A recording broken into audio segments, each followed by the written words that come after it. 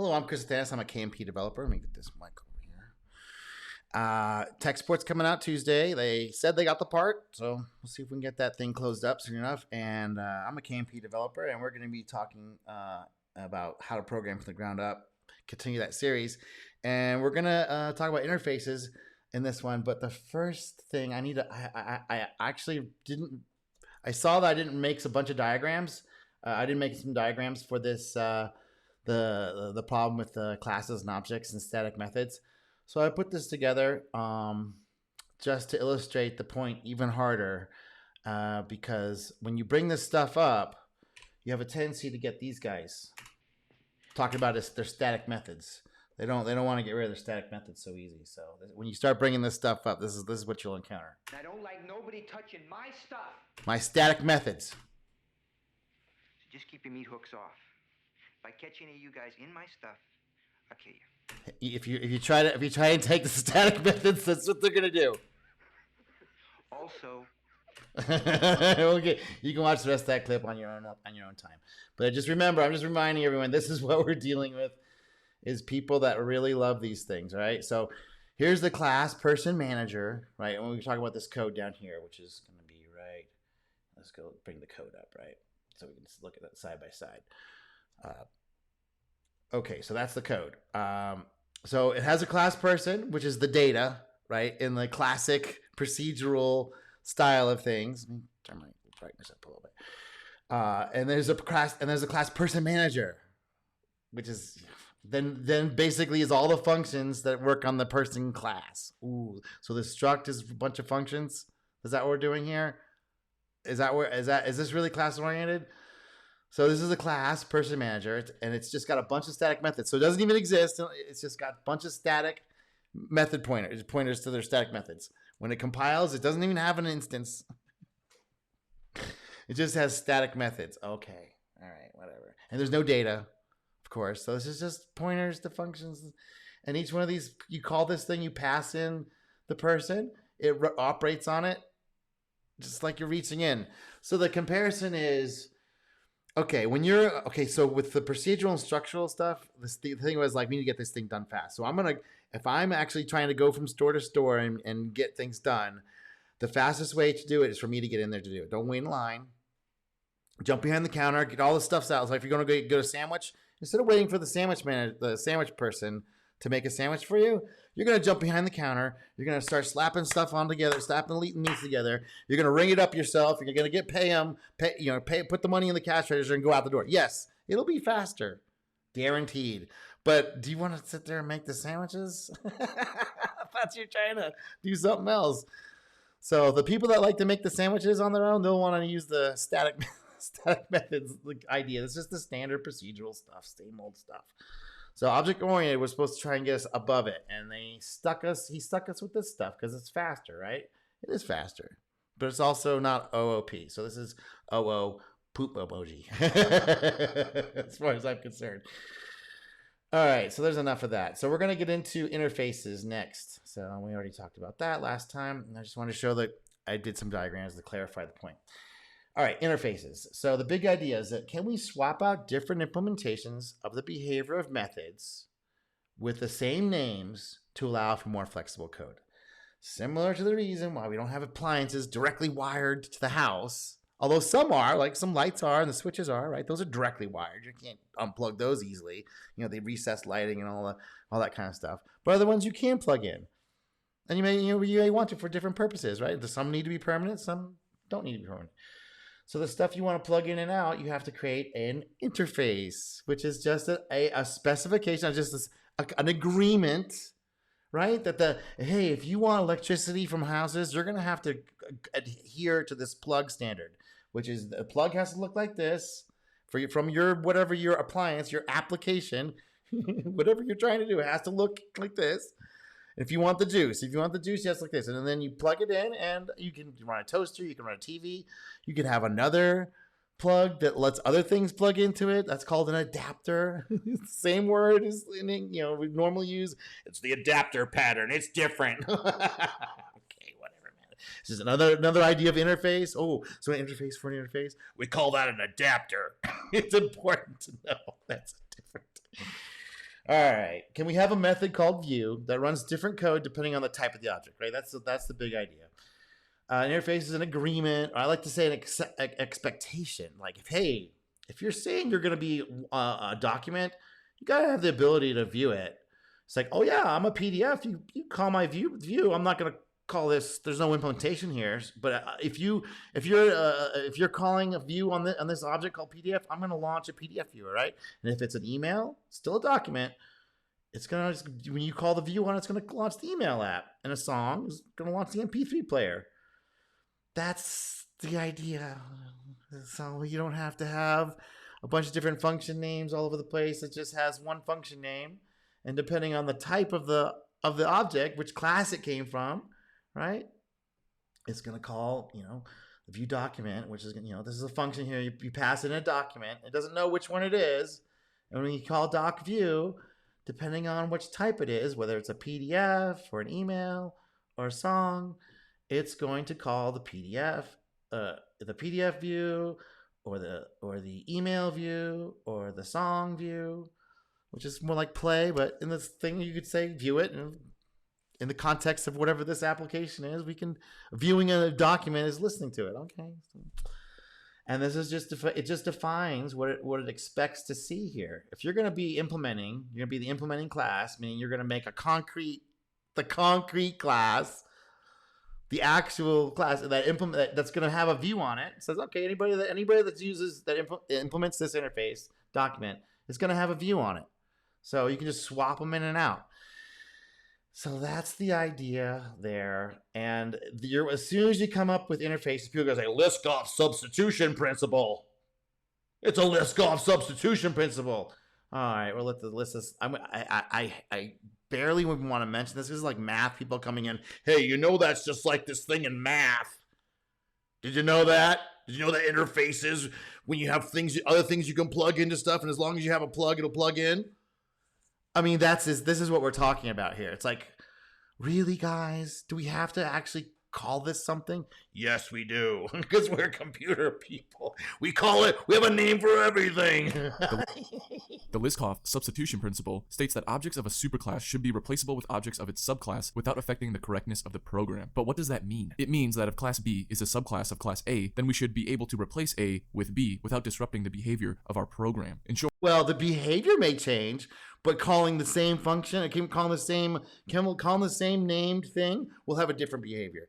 So even this guy gets it messed up in 2 minutes. Or a subclass can stand in for its parent class. Now imagine a parking lot designed for vehicles. The parking lot can accommodate any type of vehicle, such as a car, a motorcycle, or a truck. According to LSP, if we design the parking lot for the vehicle class, we should be able to park any subclass of vehicle, a car. Right. If this car and this truck have implemented the parkable is a parkable interface, has ability to park, can park interface, then it'll fit. But if it can't, if it hasn't implemented that, if it hasn't adhered to that expectation, having the methods and the variables there, and having the ability to call it, then it's not going to work. It won't even compile. That's the whole point. Or motorcycle or truck, without needing to change the parking lot's design. Here comes a vehicle that cannot fit into the lot. Trust me, there is no possible way that truck is going to fit. This here would indicate a violation of LSP. Let's look at a code example where the goal is to it's a little the way you phrase it's odd, but it's much simpler than this is even much simpler concept than even this is saying. Ensure that all user types can be managed consistently. In this example, the process user function expects all user objects to have an access admin panel method, which is not appropriate for the member. Right. So it's so user is expecting to have this access admin panel, which I'll have a better example. For a class. When a member is called, it will fail. To adhere to LSP, we need to ensure that any subclass of user can be used in place of a user without causing errors. In this revised design, the perform role-specific action method is designed in the user class and overridden in each subclass to provide role-specific functionality. The process user function now correctly handles both admins and members, ensuring that subclasses of user are interchangeable without issues. Right. So even then, it just kind of got off into the weeds a little bit. Interfaces allow a developer to add multiple different implementations of the same name method by defining a new class that implements the superclass interface. The superclass's interface, this thing, the superclass. This is the superclass, the one up, the super, the sub. Subclass, superclass. Type, subtype. It's all the same stuff. Why do we have to have so many names for things? We have the parent, child. It's the same stuff. People will use these things interchangeably all the time. That's all they're talking about. That's all they're talking about. All right, so the interface is implemented by a class, and the methods are finished by the implementing subclass according to the method signatures in the interface. So it's just like, hey, I need a method called view that accepts no arguments and returns nothing. Okay, it's going to be called view. It's going to be a function or method, whatever, same thing. And it's going to say it's going to do something. In this case, it just prints out launch email app. But here it could be doing something more. It could do some system call that goes out to the app launcher and opens up some document. Okay, that's all just, as far as the computer is concerned, it's all the same stuff, right? So the machine's just like, oh yeah, okay, do that, whatever. This is for us. This is for us to, like, how do we organize our code? So it makes sense to someone coming into it, and it also makes sense to us as we work on it, just to organize things, right? That's the big idea. All right, so here's a example in Kotlin of the Liskov substitution principle. Oh my god, I hate that word. I hate it. I hate strong. I mean, okay, it's like, oh yes, this is a thing in math. It's like, okay, but how's that really useful? And so here it is. We have a shape interface that's expecting a value called name, that's a string, and a function called area that returns a float. So rectangle, it implements shape, right? And all it's saying is, like, I'm expecting to have a name and an area function, and we override it right here. Let's go. We're overriding. Okay, let's say it's just like when you say to the programmer, say, hey, this thing is the actual interface of this thing is defined someplace else. Now we could actually just go like this. It would still work. The compiler is going to complain. It's going like, man, you should say override. You should say override. I was like, okay. And you can see there's a bunch of hints all over the place to make it more Kotlin-y. So that the IDE is giving you all kinds of hints to make it more better and more Kotlin-like and more actually OOP style. Like, so it does help you. And you can go through and add change those things and modify that stuff. So, and here's a circle, right? And it inherits a shape. That means it's going to also have a name and an area. And notice we have to override it here. You can't just put it here. You have to override. Even though it's not stored here, it's stored here. It's stored inside this object, inside the object of this class. Okay, here's the shape. Square. It returns. Oh, it inherits. It actually does inheritance, which we're about to get into. It's almost exactly. It looks exactly the same. In fact, Kotlin says it's the same thing. So you can only inherit one line, but you can implement multiple interfaces. That's the big deal. We'll talk more about that. A little bit deal. But that's it. Look, ooh, the syntax is the same. Wow, because this is kind of the same thing. Now in C++ and lots of other languages like Java, they're like, no, it's different. And like Kotlin's like, no, it's the same. So we're just gonna say that's the same. And every programmer knows you can only have one class here, and then you can have multiple interfaces, as many as you want, because you're just saying, hey, I expect to have this and this here. That's all it's saying. That's all it's saying. And also, so when this object is created or allocated, it's going to initialize the values to these names. So you know what the names of the individual objects. It's like calling out, I'm named this, I'm named that. And you notice there's no definition here.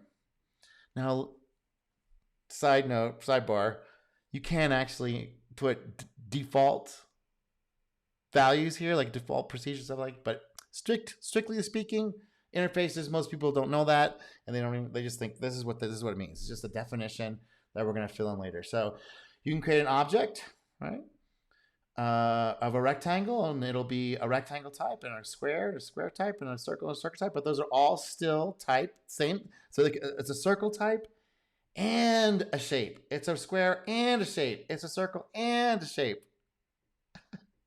And you can just call the dot area on each of them like you normally would, right? That would just make sense. But what happens if you want to like create a list, which is a list array of a rectangle, square, and circle? That's going to have to be a list of shape, right?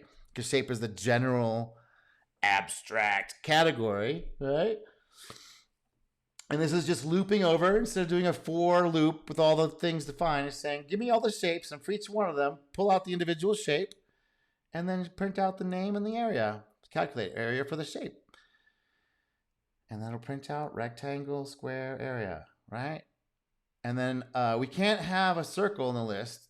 Okay, so if you have a list of rectangles here, if it was only allowed to have the list of rectangles, it will actually give you an error here because a rectangle can only have rectangles in it. It can't have a circle.